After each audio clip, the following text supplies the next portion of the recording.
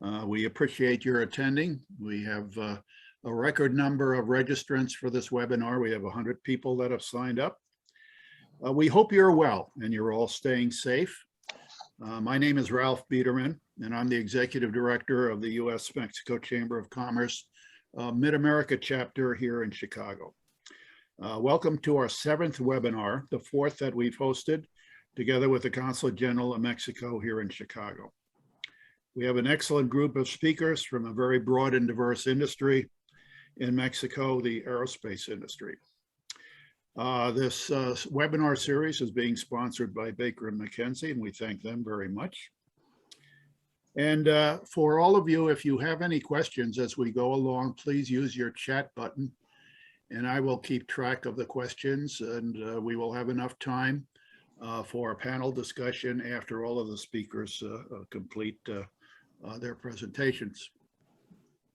Let me talk a little bit about us here at the Chamber. We're a binational chamber. We have headquarters in both Washington and Mexico City. The purpose of the Chamber is to build mutually beneficial trade and investment relationships between our two countries.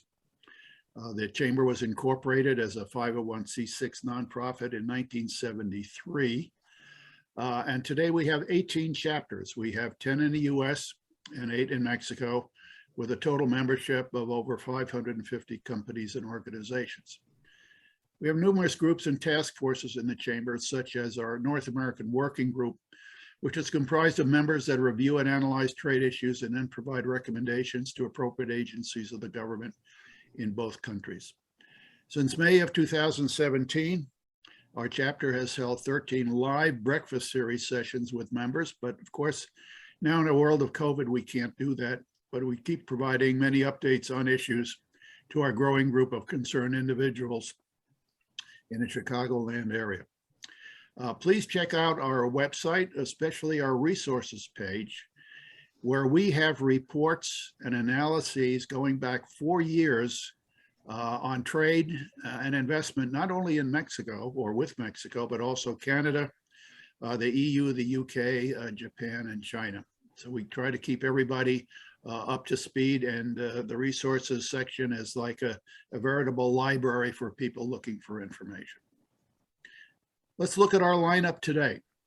We have Ambassador Reina Torres, who's the Consul General of Mexico here in Chicago, Luis Lizcano, Alejandro Lara, Jorge Gutierrez, and Edgar Ceseño. Luis is going to talk about the aerospace industry today. Alejandro is going to talk about making the landing easy when you go to Mexico. Jorge will talk about developing higher level skills for this industry. And Edgar will end up talking about Safran's long history in Mexico. So with pleasure, I'd like to turn it over to our Ambassador, Reina Torres. Ambassador, the floor is yours. Thank you so much, Ralph, and thank you to all the participants in this webinar, particularly the panelists. We have a very strong panel today, so I'm really happy to be here with you today. As Ralph mentioned, this is our 4th webinar. We've been organizing these incredible opportunities for our partners to learn more about what's going on in Mexico and the US, and you know, how to increase our exchanges. And we are very happy with this partnership, Ralph, with the US-Mexico Chamber of Commerce Mid-America chapter. We have organized, as I said, 4 webinars in the last year and this year. The first one on the automotive industry, the second one on technology, and the third one on medical devices just last August.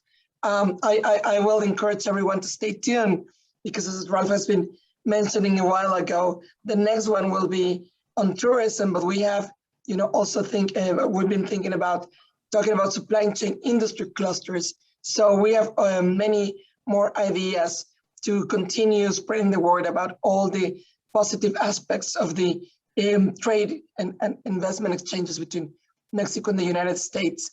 And we talked with Ralph a while ago about organizing these webinars because we wanted to keep the conversation going on USMCA. We knew during the negotiation part that it was going to bring more opportunities for both countries and also Canada, But I think it's important to continue the discussion and analyzing how the changes in USMCA are already bringing opportunities into different industries in the region.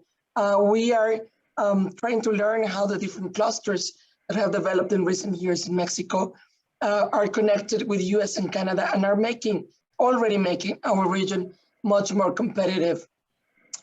It was a no-brainer, as it said, to talk about aerospace. We know that is a very important industry nowadays, and that is already connecting our countries. We know that this last year and a half has been particularly tough for the industry because of the impact that COVID had on the travel industry in general. So we know that according to some figures of the International Air Transport Association, in the second quarter of last year, airlines lost more than 70% in operation activities. Of course, this sanitary situation, has had a very tough impact in the industry. However, Mexico has been growing stronger in this field. Nowadays, we rank among the 12 worldwide, top 12 worldwide among the aerospace exports in terms of volume in the world. And this sector is strong and very dynamic between Mexico and the United States. Just a couple of years ago, Mexico ranked as the 6th largest aerospace supplier to the US. And also Mexico is a very important market to the US. Also in 2018, the US exported to Mexico close to $5 billion US.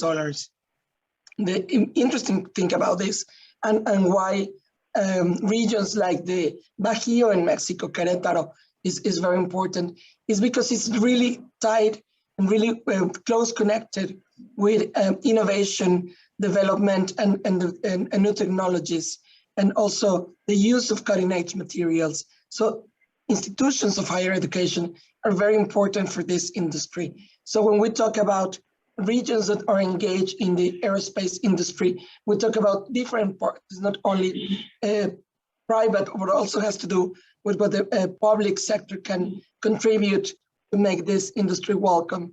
And it brings, of course, development in the areas where they are settled. And the relationship in this particular field between Mexico and Illinois is also very important. Mexico is a leading exporter from Latin America to Illinois. And large aerospace companies continue looking to expand their supply chain in Mexico to support global business continuity and establish middle and long-term production programs. The operation of Boeing is a good example. I'm pretty sure that our panelists will talk about this. So I have to apologize for my voice, so I won't keep talking and torturing with the horrible voice that I have today. Now is my privilege to introduce our first panelist expert in this field, Luis Lascano. Luis Lascano is currently CEO of the Mexican Federation of the Aerospace Industry. He has more than 25 years of experience in industry development from both sectors, public and private. Luis was in charge of foreign direct investment attractions for the northern state of Chihuahua, where he had the opportunity to design and implement the aerospace industry development strategy to attract companies like Cessna, Honeywell Aerospace, Beechcraft, and Bell Helicopters, among others. He holds an industrial engineering degree from Instituto Tecnológico de Estudios Superiores de Monterrey. So you have the microphone, Lex.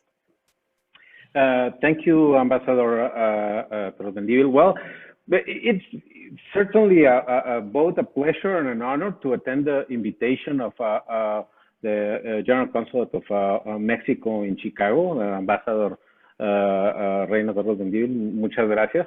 Thank you. And to Ralph Biederman, from the U.S.-Mexico Chamber of Commerce, Mid-America chapter. Thank you, Ralph. And it's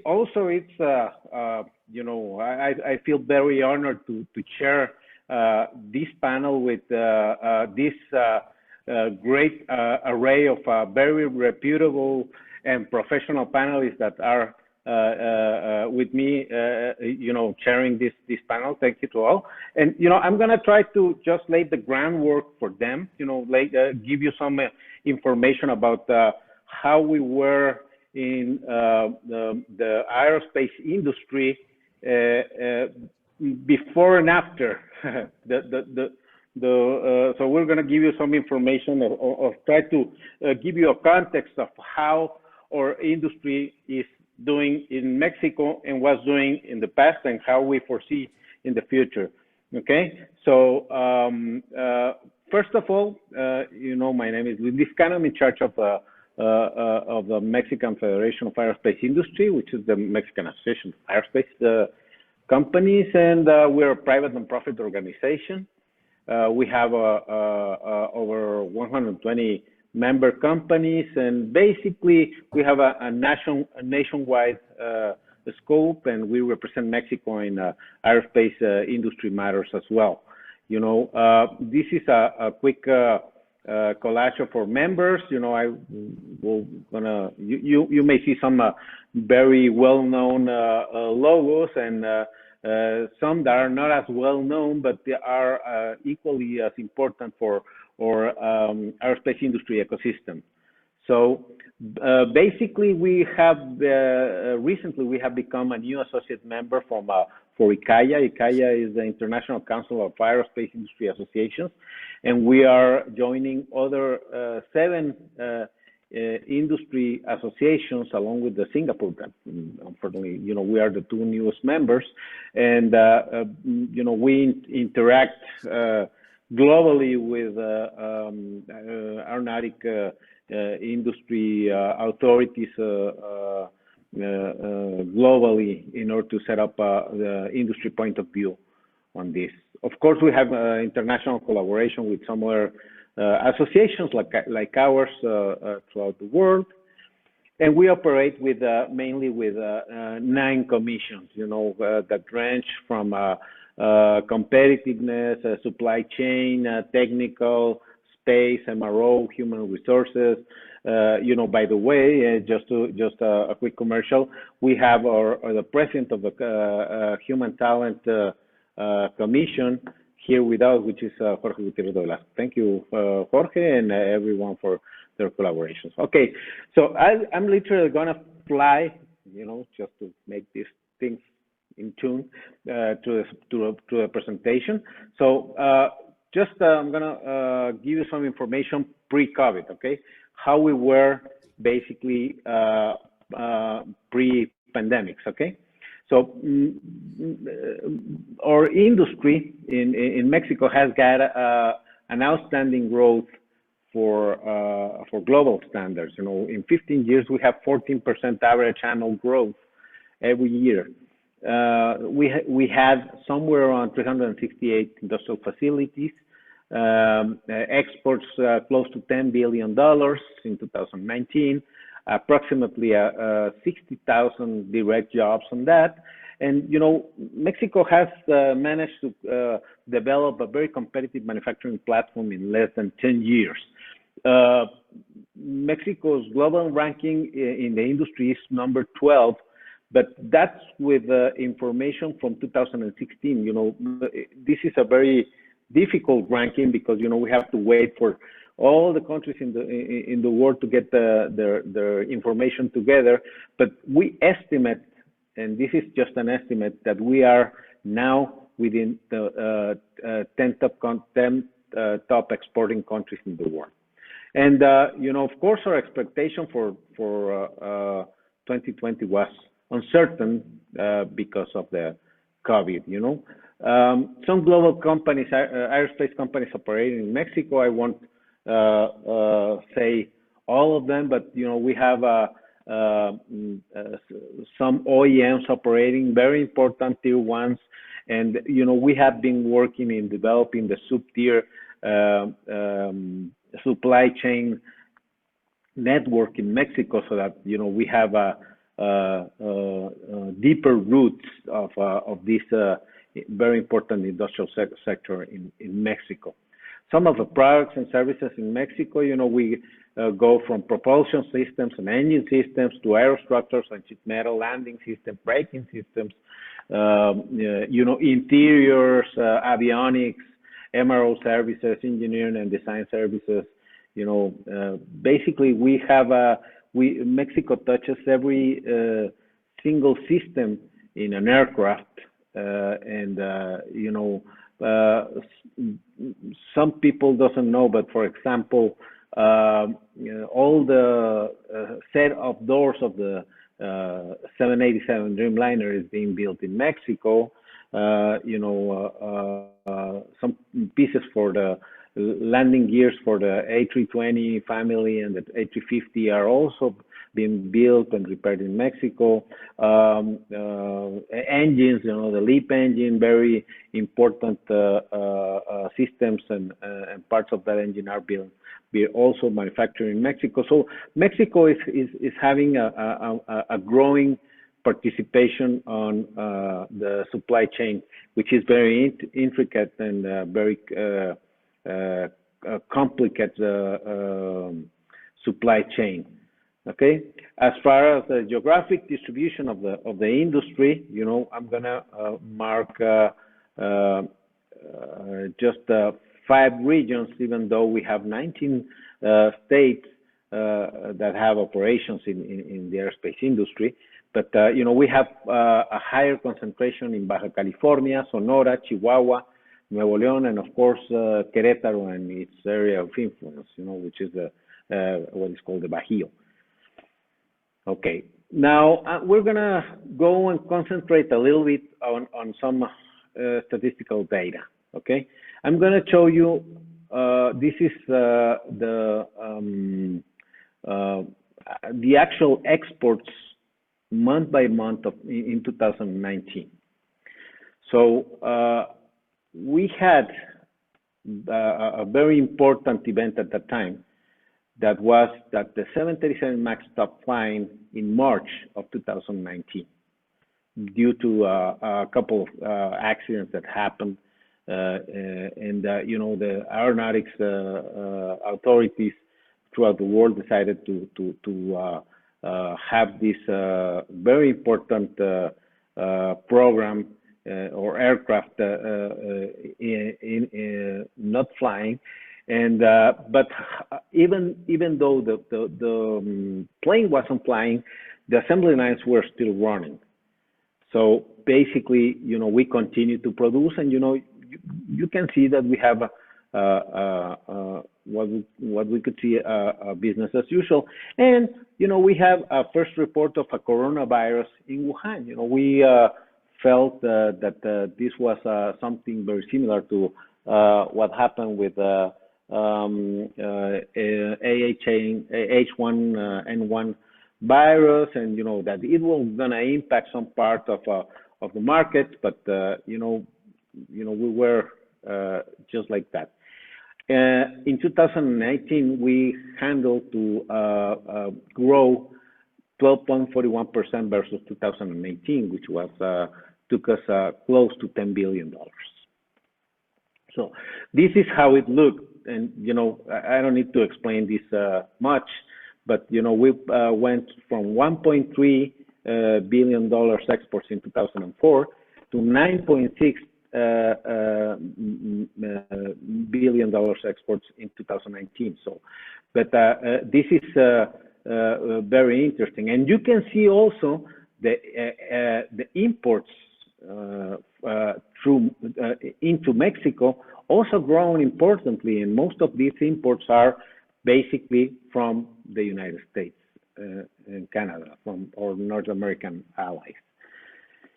Okay, in this we experienced an average annual export growth of 14% per year. So, it was a very interesting growth. And, 2020 was at the beginning of 2020, we were very cautious with the expectations. The MAX, 737 MAX was not flying. The aeronautical authorities were reacting more stringently or were very, very conservative about, putting the aircraft back to fly. after things were solved. But the final assembly line continued working throughout 2019. So we felt at the beginning of 2020 or at the end of 2019 that this was going to hit our industry in Mexico. And and there was a potential demand drop in Asia because of a virus development in Wuhan. What happened when 2020 started? Well, the 737 MAX stopped production in January to 2020. That thing that was happened, the outbreak that was observed in Wuhan was a global pandemic, and the traffic of passengers was basically paralyzed worldwide. Here you can see the passenger traffic. I'm sorry. You can see the drop actually went to 9% of what it was in April of 2020, of 9% of what it was in 2019. So, just imagine every business trying to survive with 9% of the total of their sales or revenue. It's very difficult. And obviously there was a significant reduction in production because there was a drop in orders and deliveries. So it was from single aisle aircraft. It was expected a 40% less production. Double aisle aircraft, which is used in international travel, from 60 to 70% drop in the scheduled order. So it was, for us, it was a brutal hit. So again, and I'm graphing the monthly exports there, and you can, and let's concentrate on 2020, which is the purple line. Again, the 737 MAX still didn't fly. Actually, they gave it back they granted authorization to put the MAX back in business in November. And the 737 MAX production was halted from January to May, basically. Another thing that happened in that 2020 is that COVID-19 spread, and there was a global emergency declared. Basically we all went into lockdown, and international and basically aircraft travel was really hit about that. Also, Mexico aerospace industry at first was not considered essential business. So, we have to work together with the industry and even with some partners within United States and Canada to try to get the Mexican aerospace industry declared as essential, and we got that in June. You can see that there's 2 months that were very, very bad, with the worst lockdown times, and then when we started back, when it was declared essential, we went back a little bit, but the demand was already down. So we have a lower aircraft market requirements, so demand was really, really low at that time. In May of 2020, we got 3 scenarios, okay? Our normal scenario, or most likely to happen scenario was 35% decrease from 2019. The pessimistic was 45 and the optimistic was 25. What happened in reality? Well, what we have is that we have a 31, close to 32%, which was between the optimistic and the normal scenario that we have. So this was brutal. We expected that could be even deeper than a 35%. Okay. What are the global market expectations? And I'm approaching to the end of my presentation. Well, in the short term, the demand is focused on fleet renewal. On the midterm, the aviation has proven to be resilient. Even with other crises, usually the sector goes back and takes their upward trend again, and we are expecting that this is going to be the case as well. And long term, the emphasis right now on the orders is on fleet versatility. So basically, we are expecting some growth, but the users are more likely to optimize their fleet. You can see in this one how things are going back.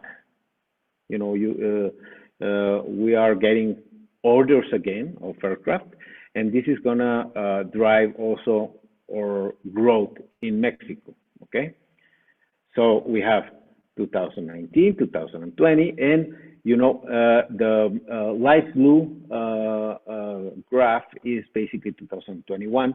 We estimate a 6 to 10% growth versus 2020. Okay, so basically we are going to have we're estimating an 8%, which is somewhere around the $7.1 billion.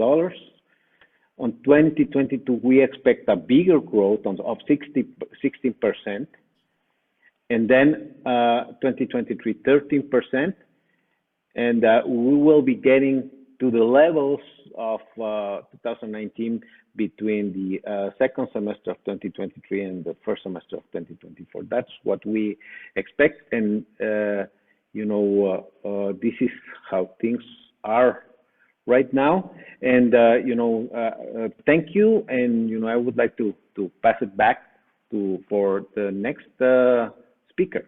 And thank you very much. Luis, thank you very much for all of those interesting numbers. And now to talk a little bit, I mean, in these times of turbulence, how do you make the landing in Mexico easy or soft if you're interested in investing? Alejandro is going to tell us a little bit about that. Alejandro, it's up to you now.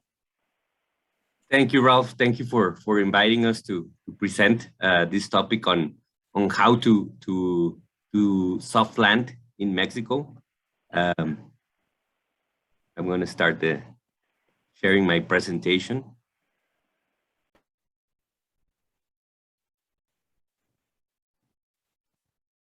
Can you see it now? Not yet. Not yet. Okay.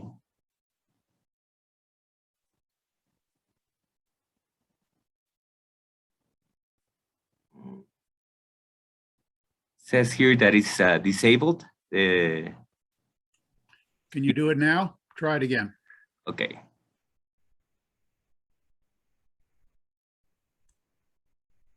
Can you see it now? No. Not yet. Okay.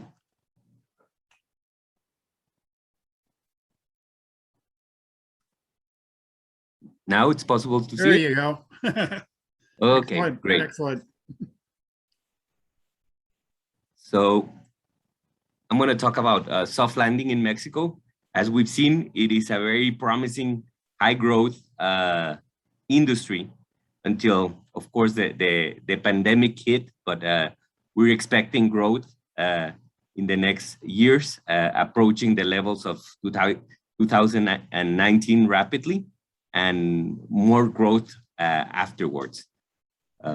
So the idea is how are we gonna be facing the new global challenges that have been presented to us in the last few years?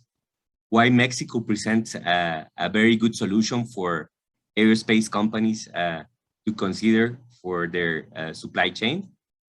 What models are the options to operate in Mexico? What is the shelter concept, which is a model to start up and operate in Mexico?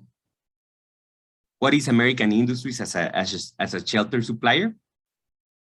And how do we recommend to approach the site selection process where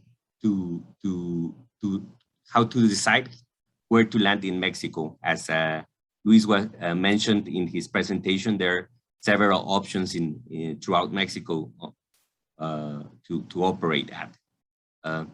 So first of all, what have we been learning in the last few years? Well, that it is a disruptive world, what we're experiencing.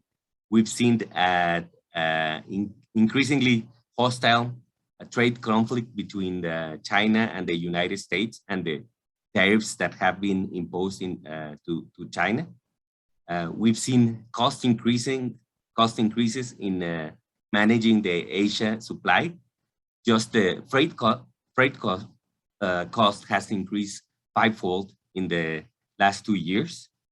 We've seen more dramatic climate change events, the threats of pandemics, which have made it very difficult to travel and supervise operations in Asia, because it is very difficult to enter, and many of those countries have to stay locked down in a hotel for more than 14 days to be able to supervise an operation in China. We are seeing rising manufacturing costs in China. We've seen labor shortages and an aging workforce. And as a result, we've seen customers' demands for local or regional supply. So that's where Mexico can come as a solution for the North American supply chain. Why is Mexico an important alternative? Well, Mexico is the 12th largest economy in the world, according to the PPP GDP rankings. We're the 10th exporter in dollar value. We're the 9th largest recipient of foreign direct investment. We're the 11th most populated country and the 8th with the most graduated engineers that we're producing. We're at 126 million inhabitants with an average age of 29 years old. So we have a youthful population ready to work in manufacturing. Continuing on this topic on why it's Mexico the best alternative for the supply chain for North America, we're an open to foreign investment country. We renewed the NAFTA, and now we have the USMCA agreement and free trade agreements with the most important trade blocs, including Europe and APEC, covering most of the important Asian markets. We have a similar business culture to the United States, and we have a shared border with the United States, which makes the logistics much easier, not only to transport the raw materials and the finished products between the borders of the North American countries, but also to supervise the operations. As I was mentioning before, it is much different to come and supervise an operation in Mexico and take a 3-hour flight in the same time zone than having to travel around the world and being with the risk of a lockdown because of the pandemic situation. We're integrated with the North American economy, as you saw in the previous presentation. A lot of the materials that are being used to manufacture aeronautical products in Mexico are raw materials that are being imported from the United States and Canada, a very high percentage of the value. And we have lower costs than China or other Asian countries. Regarding the models on how to operate in Mexico, there are several alternatives to consider. One would be subcontract, which has low liability and low investment, but little control on quality and productivity. Joint venture is also a possibility, but one has to share control and investment on the operation. An acquisition of an existing company could also be an alternative, but it usually comes at a very high cost, so a high investment, and you also have to incur in the liabilities of acquiring an existing company. Another possibility is to incorporate a wholly new corporation, but the liability is high, especially when you're learning how to operate in Mexico, and the investment is usually very high. So that is why a lot of companies have learned that the shelter model is the best to minimize liabilities, because you're using a company that has already a lot of experience in operating in Mexico, a lot of processes, and it reduces also your investment. It has been estimated that close to 90% of all aerospace suppliers in Mexico have used or are currently using the shelter model to establish in Mexico. So it is because they appreciate, companies appreciate these advantages that I'm going to expand in the next slides. What are the disadvantages? You don't have to have a permanent establishment initially in Mexico. You don't have to be an employer of record according to the Mexican law. You can use the shelter company to be the employer of record. Also to be the importer of record and have the IMEX advantages from the beginning of the operation. So you avoid having to start up your operation without a IMEX permit in the beginning. You also shield yourself from having direct liability in Mexico. You don't have to be legally own the property in Mexico. You can consign your equipment to the shelter company. You have retained control of the operation, and you can use the IMEX from the beginning. So those are the main advantages of using the shelter. The shelter is an umbrella that covers all the administrative aspects of operating in Mexico to ensure that you're complying with all the administrative complexities of operating in Mexico, so that the supplier can focus on what is really key for them in their manufacturing operation, which is productivity, on-time delivery, and quality. The shelter will take care of all the administrative aspects, so human resource, fiscal responsibilities in Mexico that are constantly changing the fiscal responsibilities, as you can understand in different countries. The laws are always changing and modifying. Customs regulations are also responsibility of the shelter. Purchasing non-productive materials, so that is the relationship with services such as cafeteria service, transportation, freight, are responsibility of the shelter. Environmental health and safety, expat support, so that means taking care of the engineers and plant manager that you may be planning to send from the foreign country. And also networking and establishing a shelter supplier has an established networking with different players in the community, the governmental authorities, suppliers, and the academic sector. So that all that established networking is at the service of the arriving company, making their life a whole lot easier. American Industries, which is the company that I represent, we've been in the business of supplying shelter to companies from around the world, establishing in Mexico for more than 45 years. we've supported more than 200 international corporations in establishing in Mexico. We have currently over 55 clients in our shelter umbrella with more than 70,000 employees.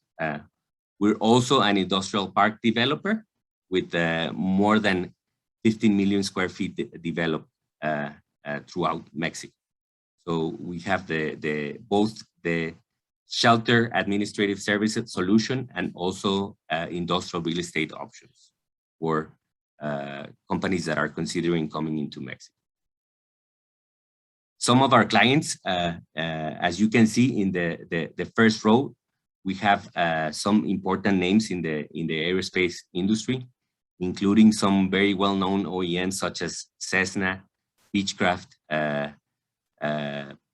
Embraer, and also Airbus that are OEMs and are working currently with us. And also Edgar's company, Safran. We've been fortunate to have them as a client for many years since they first came into Mexico. He's going to talk later about their very impressive success story here. We also support other industries such as the automotive industry and many other industries that are taking advantage of operating in Mexico. We primarily see ourselves as a facilitator that provides services, but that will help the company that is thinking into coming to Mexico with their decision into whether it really makes sense, the business case to operate in Mexico, and where would be the best place to operate, considering the criteria of the company that is coming into Mexico. We're established in different regions in Mexico, so we can offer to companies coming into Mexico northern regions closer to the border, or central regions such as Querétaro, important for the aerospace industry. So it depends on where it is the most suitable place for companies to come. We can help them in different locations. How we perform, or how we help in the day-to-day companies to operate in Mexico. In the white rectangles, you can see the responsibilities of our clients. They have to do with the manufacturing, engineering, quality. When it comes to raw material, it is responsibility of our client to decide what are the best raw materials for the product. But we have a shared responsibility because it's our responsibility to make sure that those raw materials coming from other countries getting into Mexico, optimizing the payment of duties, and they come here on time. We're also responsible for doing the accounting and fiscal reporting to the government, administrative aspects, and also we are the human resource department for our client, taking care of recruitment and selection, salary and benefits administration, which is very important because you want to be competitive on what you're paying to your employees, so that you have a low turnover and you retain your employees. And we also take care of, I mentioned, the expat support, which is also very important, so that you have your expats with a good quality of life and the right immigration permits to be operating in Mexico. What is the main benefits of the shelter program? It allows the incoming company to have a quick startup. We have expert assistance in all the administrative processes in Mexico from day one. Reduce regulatory exposure to any fines in Mexico, because we already have the processes and we're updated in all the legal changes in Mexico. we have the option to transfer at any time the operation to the incoming company. When they are comfortable to operate by themselves, we can transition the operation to them. We have a lower investment and operating costs because you already have the systems established and the administrative personnel that will support your operation. We have economies of scale, especially for non-productive materials of more than 54 operations, so you can get much better treatment from freight companies or other service companies in Mexico. And the incoming company retains complete control of what is more important to them, which is their production-related activity. So that assures them that they can comply to their customers with their quality and productivity here in Mexico. What we take into account when assisting companies from the time they're thinking about establishing in Mexico, we take care of understanding their company's objectives, what is the most important corporate criteria on selecting what is the best region in Mexico. So for some, it is very important to be close to their customers. For others, it's more important to be close to their suppliers. For others, it's more important to really be optimizing the cost of labor. So we evaluate what are the priorities and of the incoming company.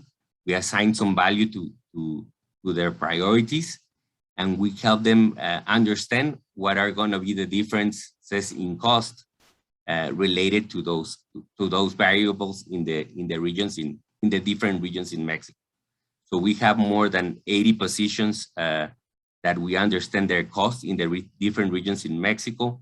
We understand also the freight costs, and we're very confident that as a shelter supplier that is providing services to so many companies, more than 50 companies, our data is very updated and accurate. So we feel that we can build a projection of the business case to companies that are coming into Mexico with a very accurate and updated idea, so that they can make the best decision on whether it really makes sense to come to Mexico and what is the best region to come into.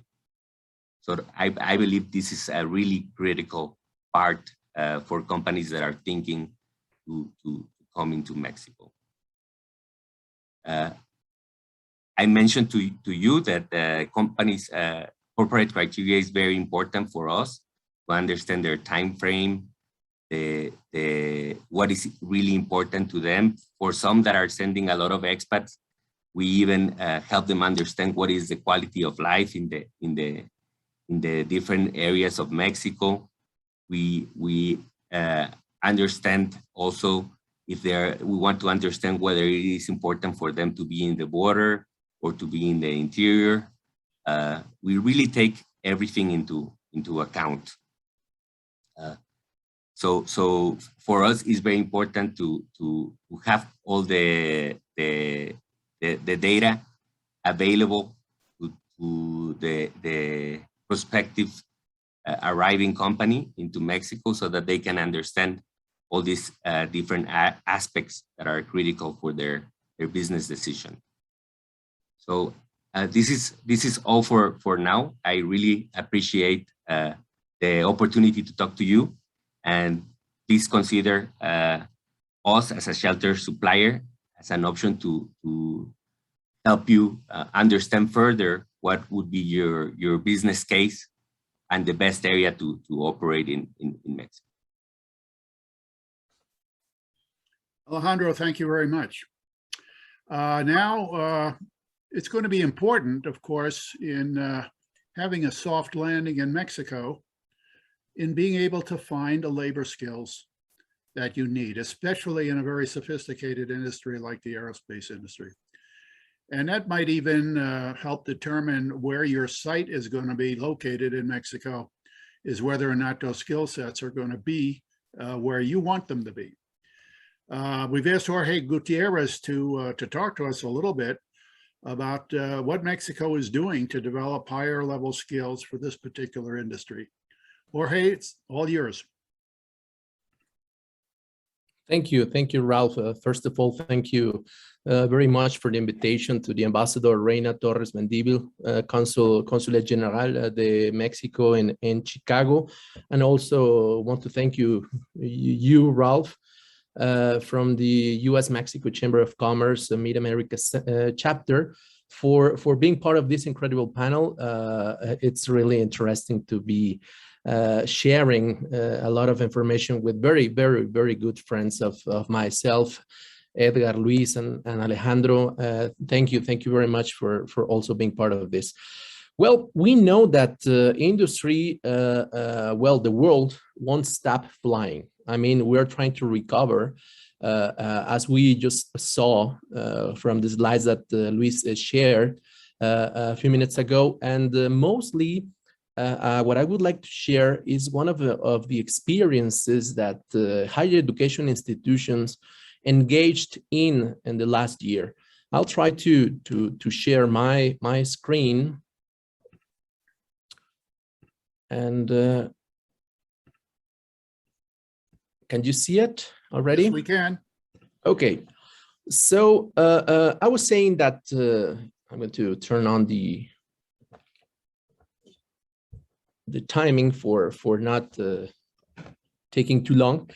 And I was saying that higher education institutions took the time of the outbreak for trying to understand what should be developing higher level skills for the industry would be for the coming years.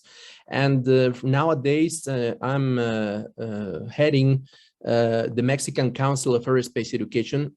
I'm still the president of the Aeronautical University in Querétaro, and I'm also part of the board of the Aerospace cluster in Querétaro. So what I would like to share in this seminar is about these topics. What is the strategic agenda, an initiative of these institutions that, let me share briefly a context.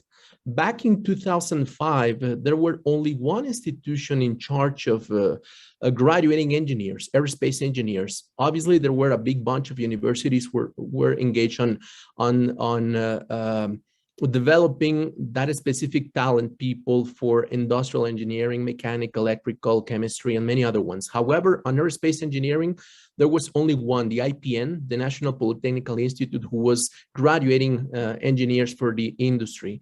And there was only one high school, CONALEP, which is a technical high school, who was graduating people.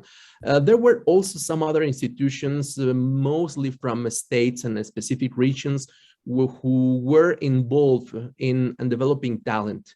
Nowadays, there are more than 30, close to, I may say, higher education institutions would be 32, 31, but in the medium level or in the high school level, there would be a bunch of close to 15 more. So things have evolved, and the most important thing is getting back to the agenda. The strategic effort that we launched a year ago has given us important information that we perceive will help develop the industry as soon as it recovers and ramps up as we are perceiving so far. The second point of this agenda is talking itself about this specific effort that higher education institutions engaged in. And mostly the gap analysis that we run in order to identify how far we are as higher education institutions on how we should be in accordance to what industry should need. And that took us into some strategic analysis that gave us some interesting information that would be totally shareable as a deliverable for industry through different aspects and areas. But before, I would like to specifically share what this effort is all about, okay? We mapped through a big bunch of documents some specific needs and technology trends that we identify through close to 60 documents worldwide known, documents that were created with intelligence data coming out from OEMs, coming out from agencies, coming out from governments as well, that gave us some information about what would be those specific trends or forecasts of needs, obviously technologies, and also trying to map what specific profiles of people or talented to be developed would be needed in the coming years. And we had a gap analysis with the capacities of higher education institutions who are nowadays taking care of the industry in different ways or different aspects in accordance to the map that I would zoom out a bit later. But with the information of the needs of the industry and with the information of the academia, we could run a gap analysis and identify some strategic projects that we could launch in order to fulfill those specific needs that companies, that industry is looking at so far. And that is the idea of the agenda, running a gap analysis between what we are expecting or what companies, industry is expecting and what we are doing so far as academia. And some of the results that we just saw are coming in the slides. But let me tell you, this is a map, for example, or this is the idea of those institutions, mostly higher education institutions, who are nowadays engaged with either associate degree programs or associate degree graduates, bachelor's degree graduates, and masters and PhDs who are running programs that got engaged through 69 experts and with a bunch of plenary and group meetings that we worked a lot for creating these analyses that I'm going to show you briefly.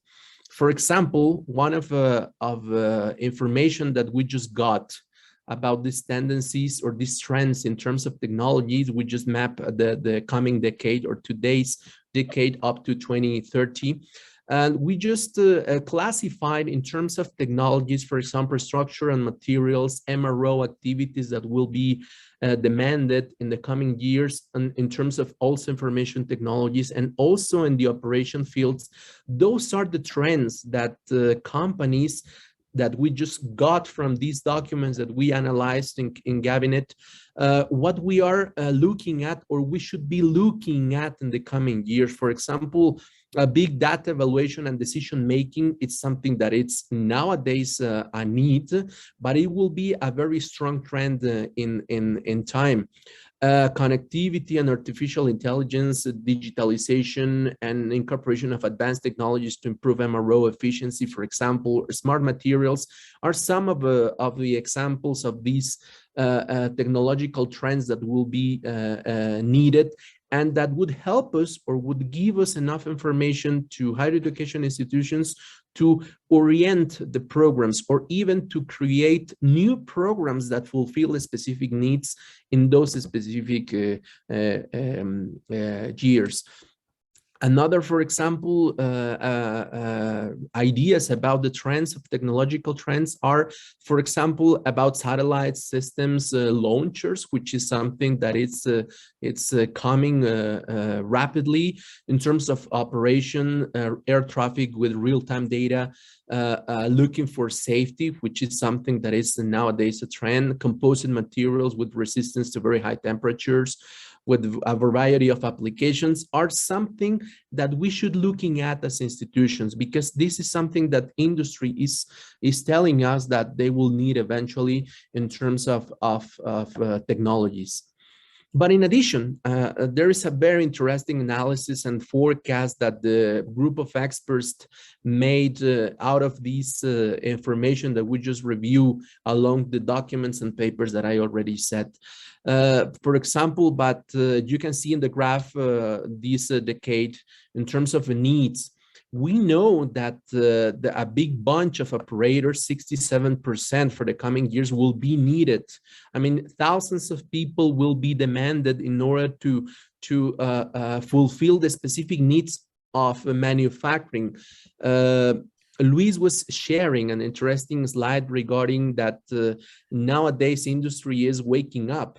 And nowadays they are saying, as we perceive it, as Luis said, that they will be looking at on replacing the fleets. So for replacing fleets, we obviously need a lot of operations exhaustively on basic manufacturing and also MRO activities. And you can see we already mapped the amount of people with degrees, technicians, and operators that will be needed according to the time. So this is very interesting information that will help us, once again, the higher education institutions to define or reorient those programs that we are nowadays offering.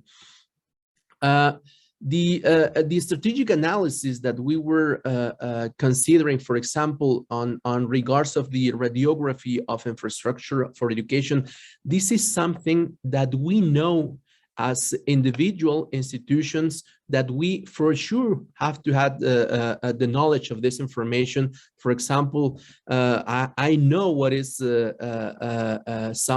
at UNAC that we are lacking of, for example, but nowadays, because of this effort of the strategic agenda, we know that only 13% of higher education institutions have a minimum infrastructure for aeronautical education. It will help us to decide which could be those specific public policy programs that would have to be established and launched together with the Federation and each one of the states that may decide to get in. For example, for supporting the increasing amount of infrastructure for aeronautical education. We know how specialized this education is, and we cannot train people without all the capabilities that it's minimum a need for having at any of these education. For example, 67% of higher education's institutions do not have aircrafts. So how could we say that we are training how to assemble a component, how to do repair and overhaul of a system or even an aircraft if we are not having aircrafts?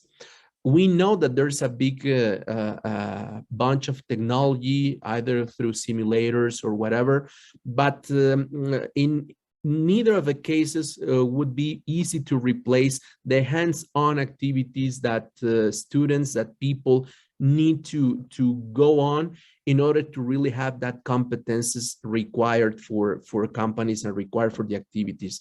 We know, for example, that only 6 of these 31 higher education institutions have infrastructure for training in space technologies. They have either because they don't have the software platforms, or they do not have the right equipment for running testing, specific testing. And if we say as a country that we would like to be involved in space activities, we also need to do some investment. We need to do some specific programs that support this evolution. So I think that we need something, and that's why we were trying to discover through this project. For example, another figures regarding this strategic agenda: 70% of programs are not accredited, either through with Mexican accreditation badges, or not even AVET, which is a US accreditation or certificate. So we need to understand that in order to really fulfill properly those specific needs that industry is asking for, we need to get prepared. Only 1 PhD program is offered nationwide, and 3 masters are offered nowadays in Mexico. Only 51% of teachers do not have a master degree or not even a PhD. So we know that we have to move on training or running train the trainer activities for developing our faculties. So it's really mandatory. And nowadays, fortunately, we do have this information to be easily shared through our institutions to the authorities, either state or federal authorities, for creating public policy efforts that may support the evolution of institutions. For example, we, together with these experts and these 31 institutions, ran an SWOT analysis that help us to identify what those strengths, opportunities, weaknesses, and threats we are looking at through the analysis that we saw and through the information that we just recover from our institutions to establish, for example, a specific programs and projects that help us develop technological and human development of our faculty. For example, understanding that it's important to have infrastructure available for training, for developing competencies in students in either of the levels, either technical training, either associate degree, bachelor's or master's. We really need to have a very strong link with the industry, not only because we send back and forth our students to do some on-the-job training, but also understanding really what are those specific needs in accordance to our region. So more programs that are identified with the general purpose of closing this gap between what is today's situation of higher education institution and what should be the future one in order to really fulfill those specific needs that industry is asking for.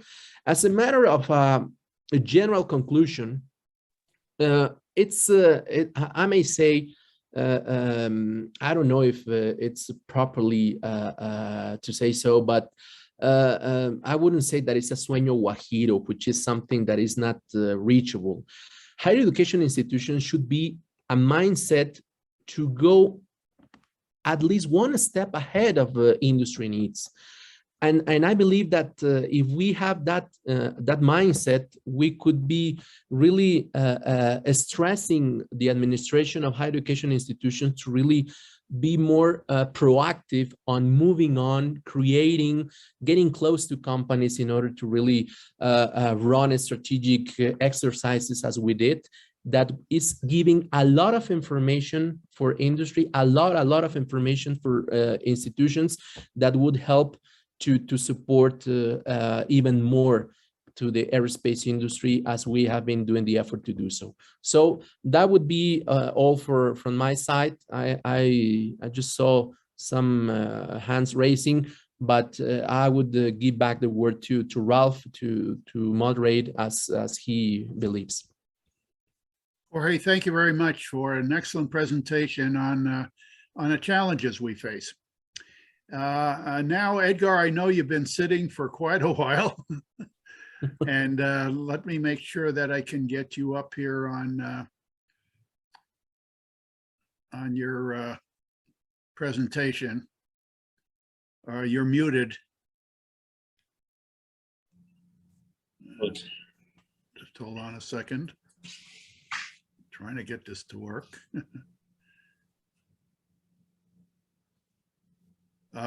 Can you share right now? Yes, I'm trying, but let me just Okay. do it again. All right, here we go. There you go. It's all right. Sorry about that. No worries. No worries. As just a preface, this was probably more than 20 years ago. My memory fails me, but I remember that American Industries had invited me down to look at some of their operations and some of their plants. And Edgar, your plant was one of them. And at the time, they were producing wire harnesses for Airbus. I can't remember how many years ago that was, but it was interesting because I've seen a lot of wire harnesses industry manufacturing, primarily for the auto industry, but this was the first one that I saw for aerospace. So Edgar, take it away. Tell us your story. Well, thank you very much. Thank you all, Ambassador Torres, Ralph. Thank you for your patience. During the last week, we had the visit of our global CEO, so it was crazy, and it was difficult then to follow up properly. But I was for sure willing to participate in this webinar. Thank you very much for organizing it.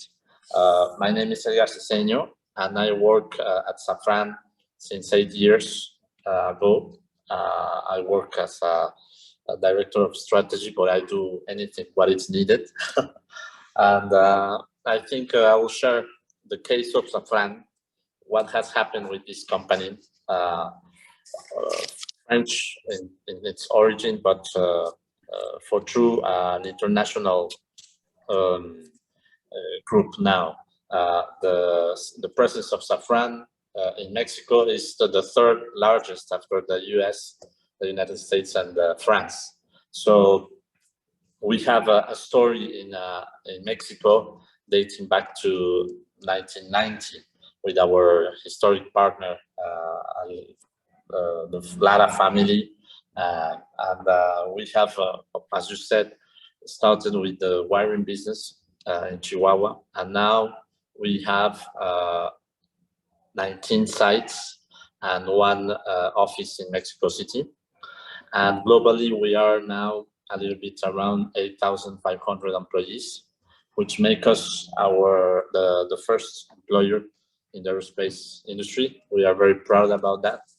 We were, as our friends, and especially Luis said, we were impacted really, really hard by the pandemic.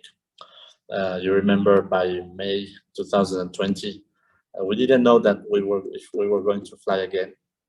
Later, we realized that it was impossible to have a world without aviation.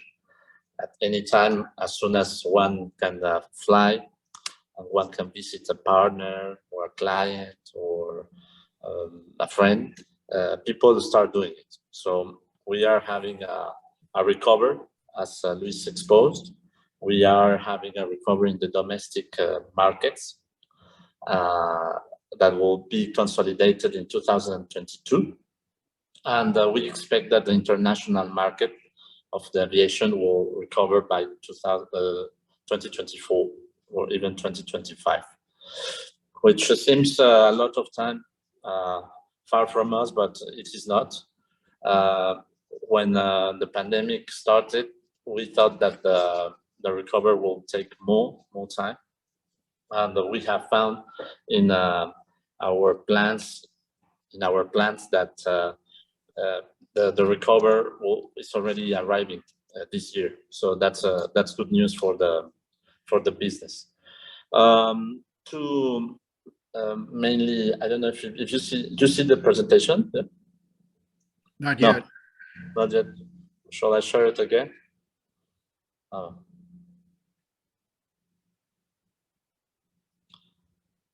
Okay.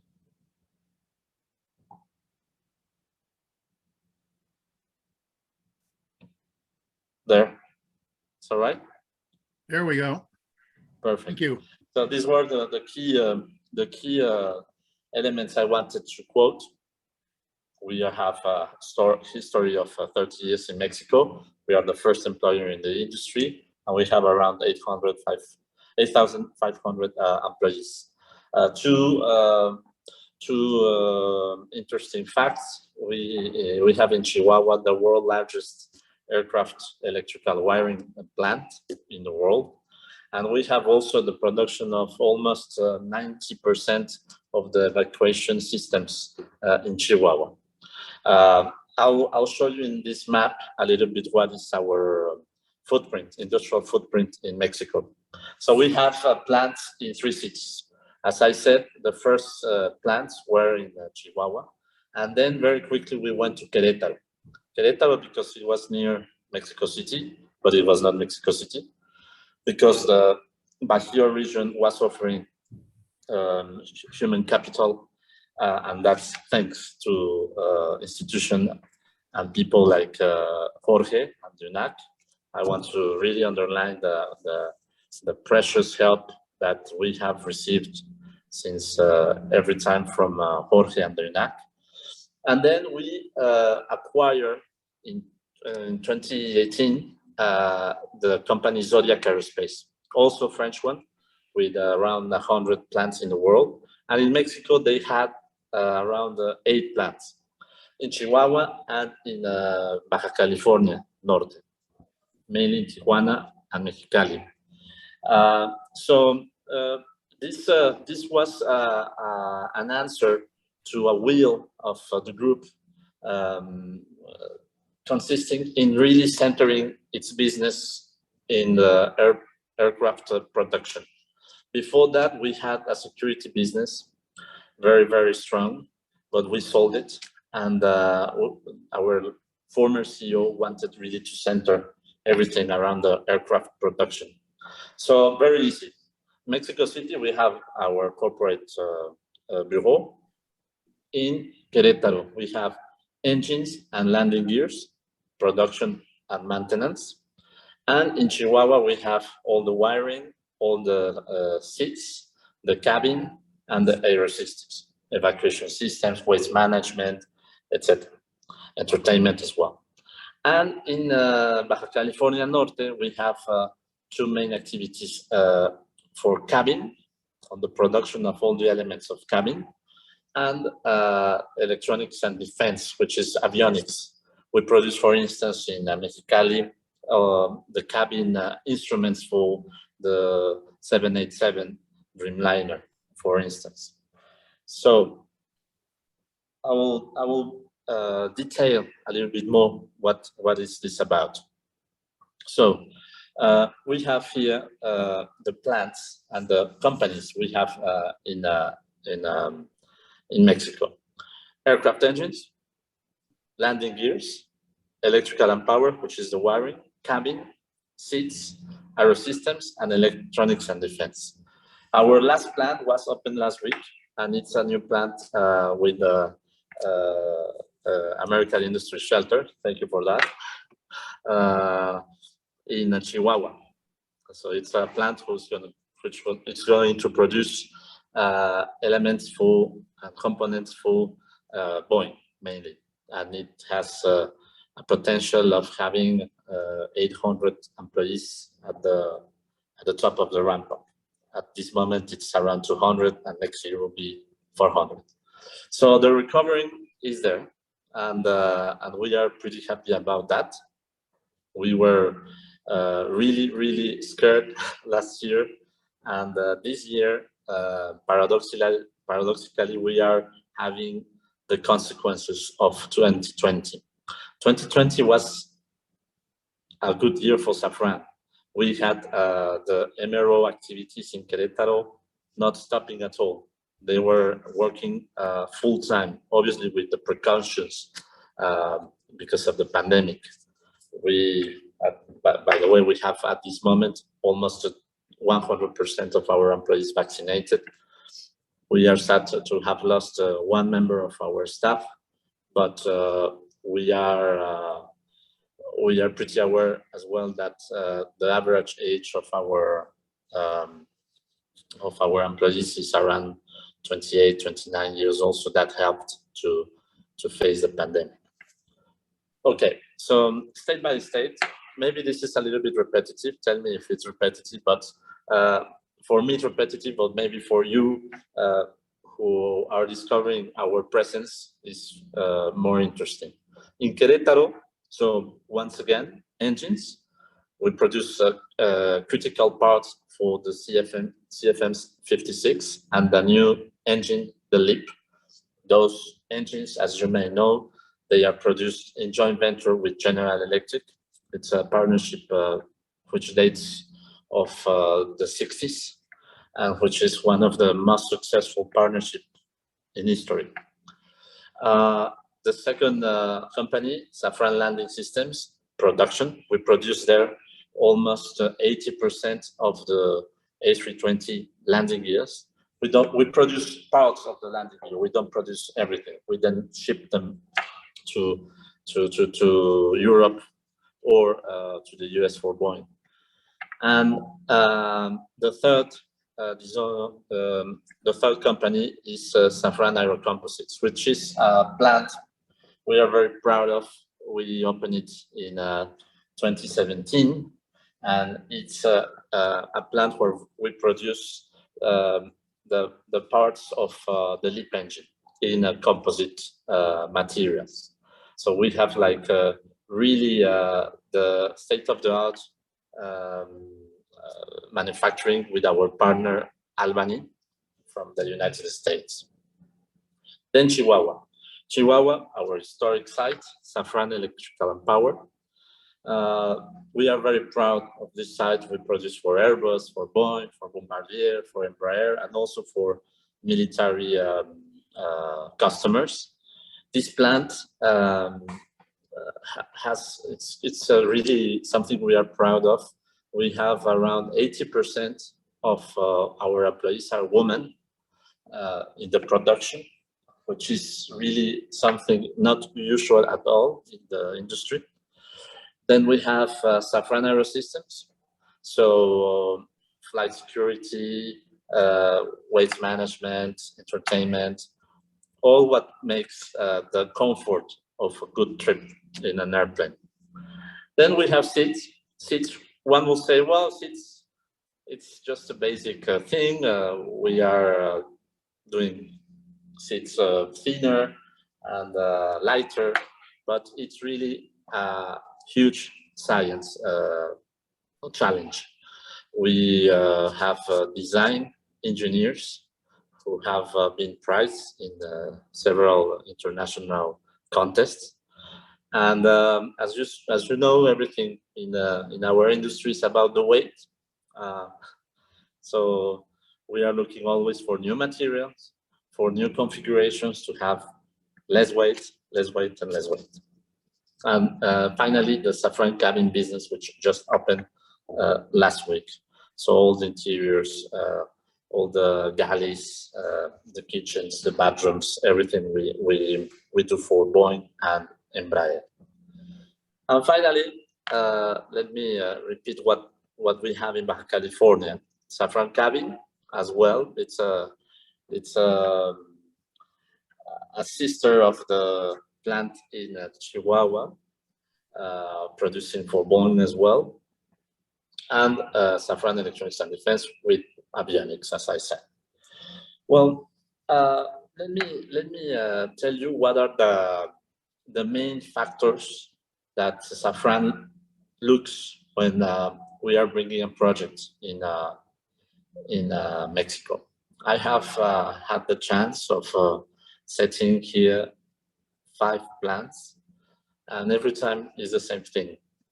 We have the huge opportunity of filling a gap or filling a need in the market, because our supply chain in Mexico is still very poor. According to the FEMIA, it's only 3% of the supply chain from Mexico, and we import almost everything.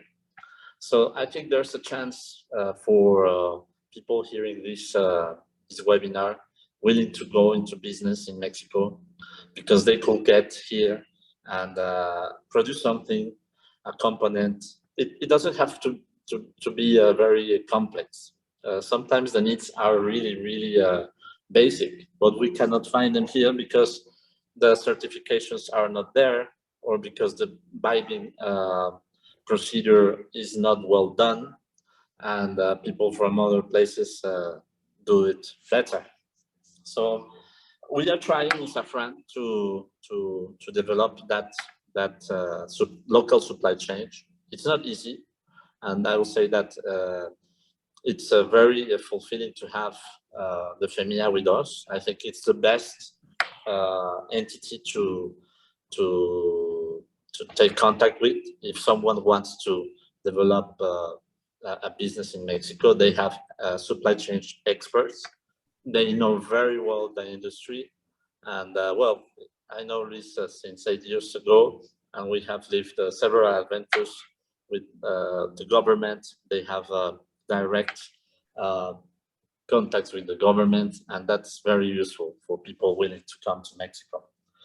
So for the landing of the projects, as Alejandro Lara said, there's this matrix study of what is going to give us the maximum productivity, the best time delivery, and the quality. I'm not gonna repeat what he said, but it's truly what we do. We go to different states, we meet different governments and also the federal government. We study different developers. Our favorite obviously is American industries, but we have a couple more in Querétaro. Maybe that will change, but we are really always checking that for the landing cost of our projects. This is Safran, so this is a little bit a big OEM or tier one, if you want, and who has maybe the potential to do that kind of things. But I'm thinking about, again, the people willing to penetrate the Mexican market. I think people don't have to think that it's a waste of time, that they are going to lose money. It's obviously a great effort. There is a time of certification that could last 1 or 2 years. But I think the message I want to leave here is that in our main sectors, production and maintenance, we think that American businessmen who come to Mexico and integrate the supply chain here and have good opportunities here in Mexico. Well, I'm not going to repeat a little bit what we just saw. I want to thank you, everybody. We at Safran, we are optimistic about the future. We are now working very hard in the decarbonization of our operations. We are working with Airbus in order to have a more green airplane. The French government asked us to. So we are working very hard, and we are going to see the first prototypes by 2028. And maybe that's another opportunity for Mexico to integrate that manufacturing in the future. I think that's what I wanted to say. I give you, Ralph, the lead. Edgar, thank you for an excellent presentation and all of the years of growth that you have in Mexico. My first question, I guess, for Alejandro and Edgar. Alejandro, if you had a new customer in the aerospace industry coming to Mexico, or Edgar, if you were bringing over a new type of product that you haven't manufactured before, would you guys be able to go to Jorge and ask him to help to put together a training program to develop the skill sets that these new products would require? Yes, definitely. That is the idea, and I think it's a great question. Jorge, as he explained in his presentation, is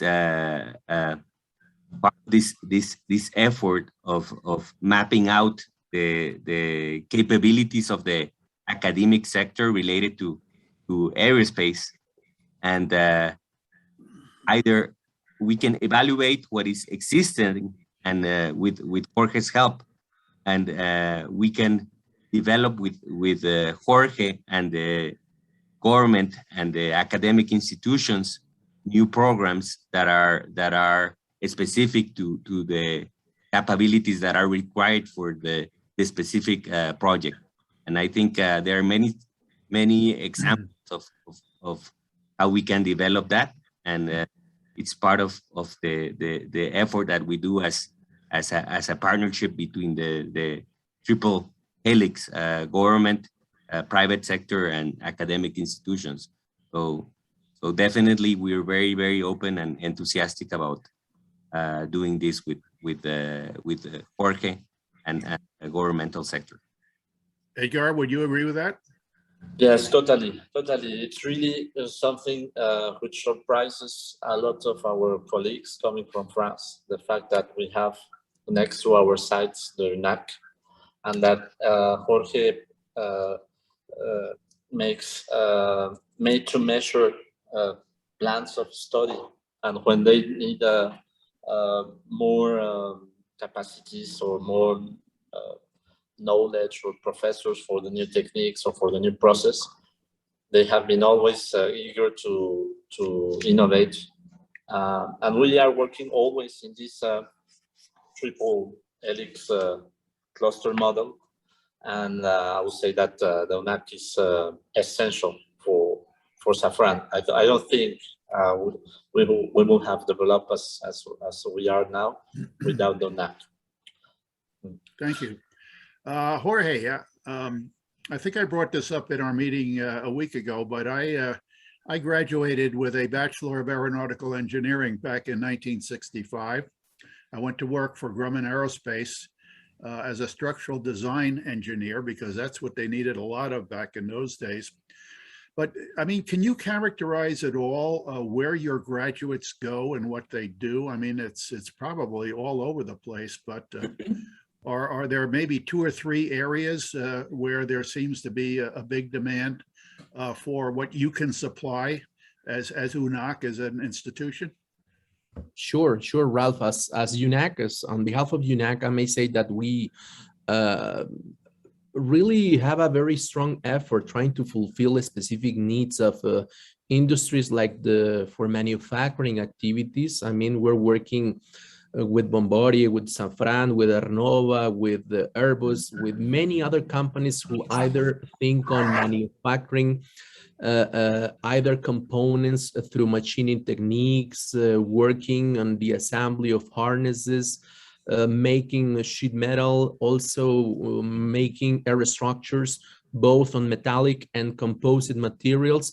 So we fulfill a specific needs on the basic technician's point of view, but also on the associate degree level.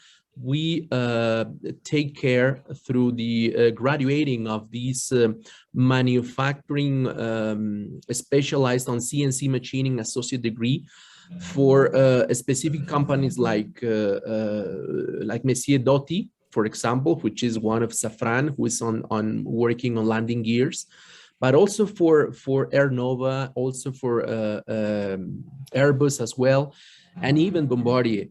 And the bachelor's degree side, or from that bachelor's degree point of view, our graduates move on into both manufacturing and MRO activities as well. And in addition, through engineering services, which are transversal to both of them. So our engineers at UNAC, we have a bachelor's on manufacturing, but specific on aerospace manufacturing. We also have a mechanical design bachelor's, but specifically on aerospace, for designing from the mechanical point of view of components of engines, landing gears, and also the jigs or tooling for both manufacturing and MRO activities, which is something that we just realized that it is needed. There's a specific niche on the tooling, which has been a demand from companies as well. So we graduate for engineering services, sub-industry, for manufacturing, for MRO, and we also run continuing education efforts for engineering services on CAD/CAM design, and using SolidWorks, using CATIA, using some big data analysis, and we have a strong relationship with companies, which has given us the opportunity to understand those specific needs. I may say, in addition, that one of the assets that UNAC has achieved along the time, it's trying to really hardly understand what are those specific needs. And we have tried to translate those needs in technical training, either of the level that is demanded for companies, either for technicians or even associate degrees or even masters. And that is something that nowadays is at UNAC we're really proud of. Well, thank you very much. We got asked a question, and it sort of follows with one that I was going to ask. I mean, when you look at the aerospace industry, the medical device industry, the automotive industry, and you look at the balance of trade with the United States, you know, exports from Mexico always exceed imports, and a lot of those imports are coming from the U.S. A couple of years ago, before ProMexico went out of business, they did a little study of the automotive industry, and they basically took a car apart by its systems, subsystems, and components, and it looked at what the balances were for each of those. And obviously, it said that there's still a lot of opportunities for manufacturing in Mexico to do more of that in country. So a question might be in regards to aerospace, are there any particular areas of manufacturing in aerospace where you could bring in more tier 1s, 2s, and 3s where they don't exist right now?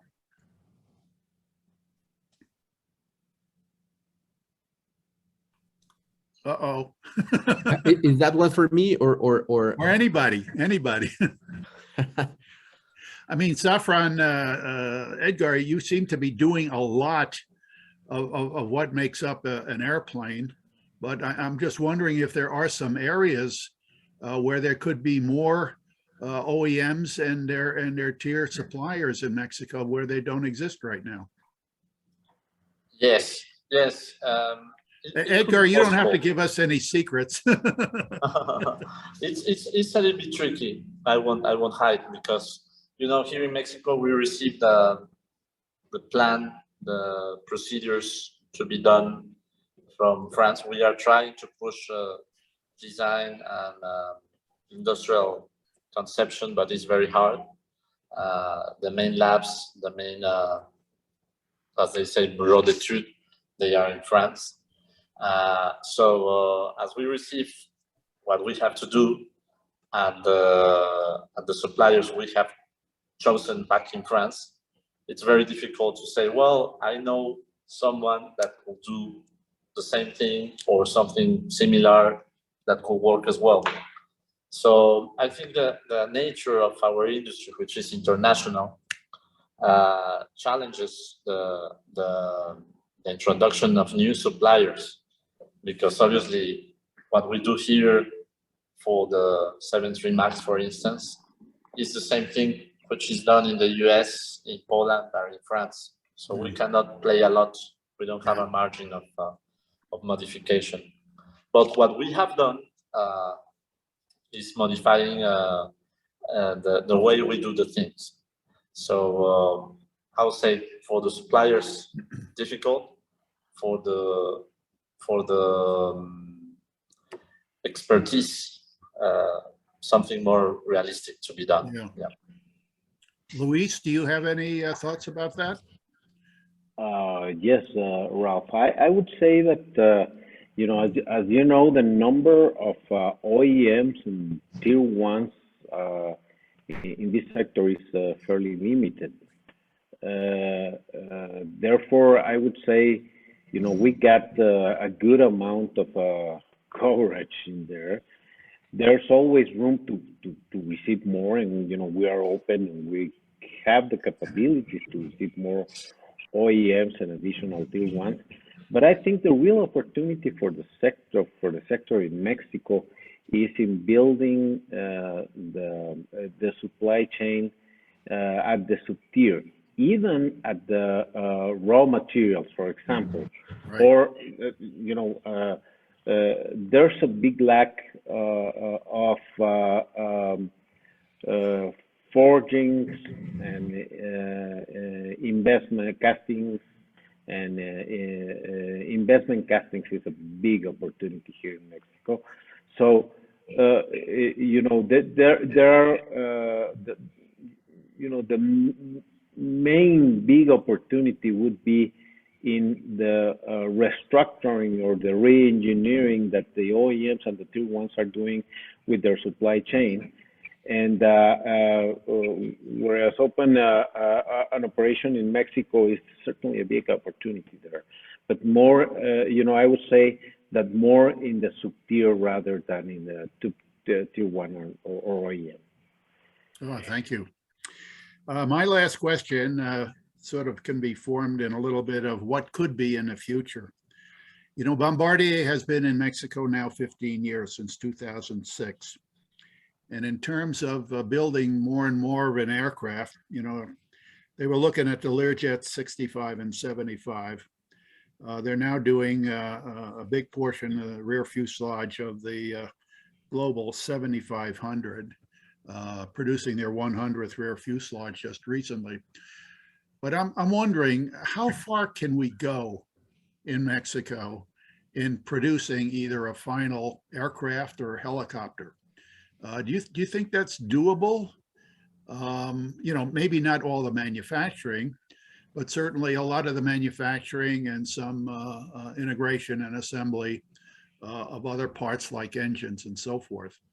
But do you think we're moving more and more in that direction, that more and more of the aircraft could be built in Mexico?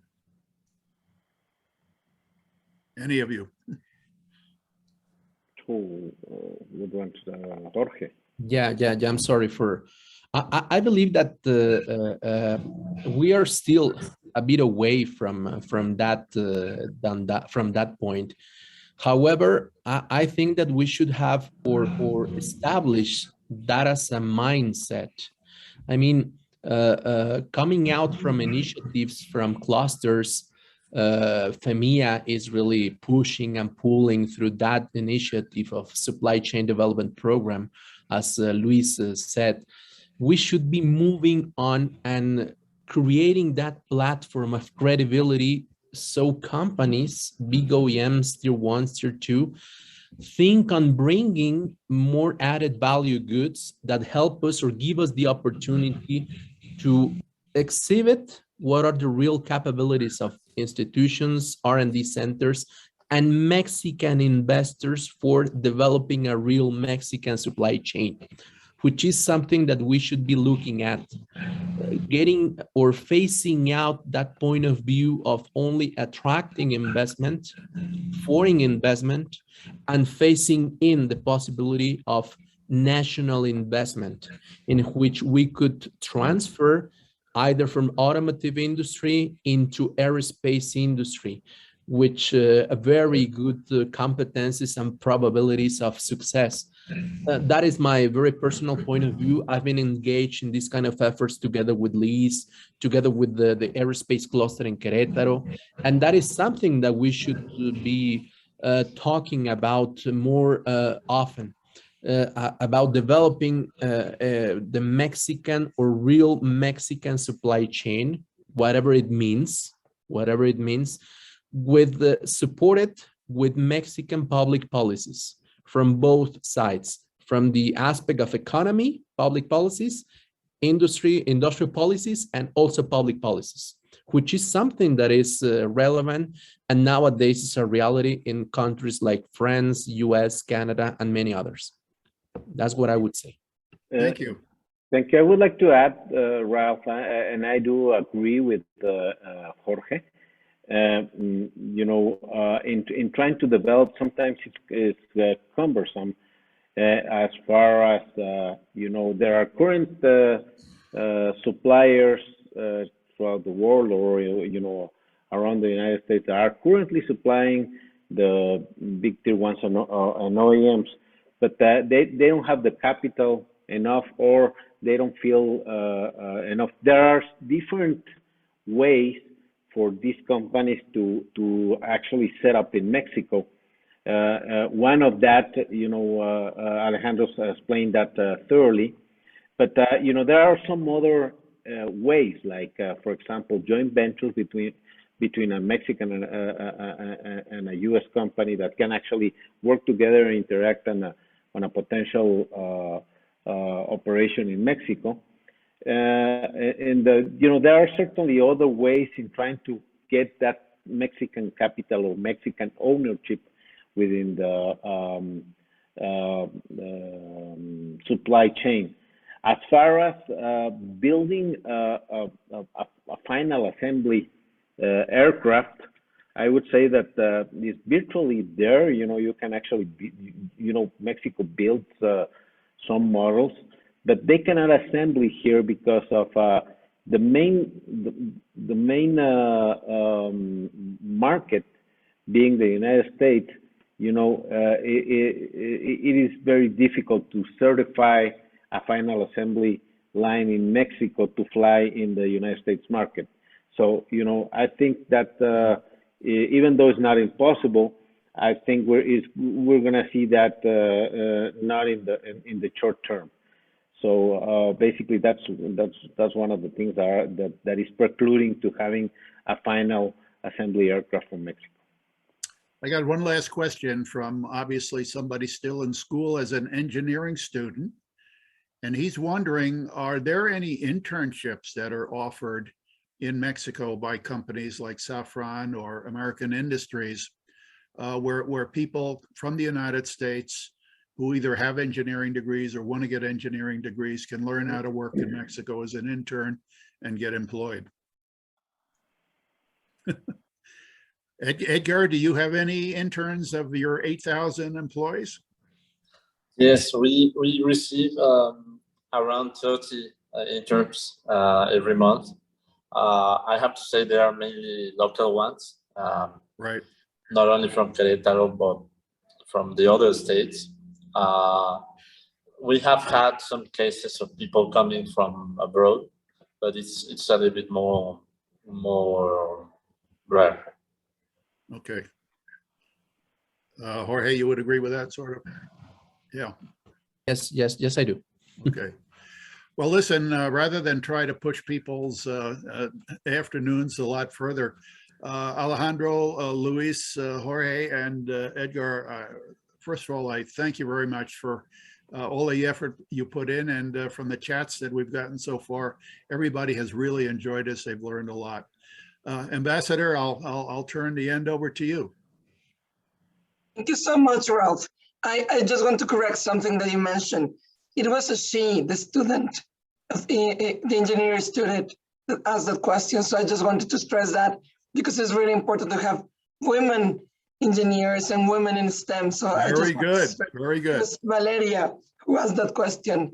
And this has been an amazing webinar. Believe me, I knew nothing before this opportunity and I learned a lot.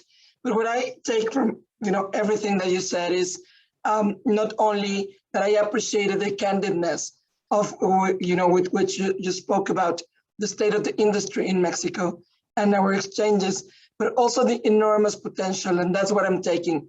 This is important not only for the big multinational companies that are already operating in Mexico, but also for those small and medium entrepreneurs that could be part of that Mexican supply chain that Jorge just mentioned. So I really appreciate that. Believe me, here at the consulate, Rocio Rivera, our head of the economic office in the consulate, will be happy to assist anybody that is interested in participating in this industry. We will be happy to connect you with our good friends in Mexico to make things easier. So thank you to all of you. This has been fascinating, and we will continue the conversation. Thank you again. Thank you so much, Ralph. You're welcome, Ambassador. And for everybody attending, the session has been recorded, and the presentations and the recording will be on our website, and we will send it out to everybody as quickly as possible. And again, thank you all very much for participating, and we'll see you at the next one. Thank you. Bye. Thank you. Bye. Bye. Gracias, embajadora.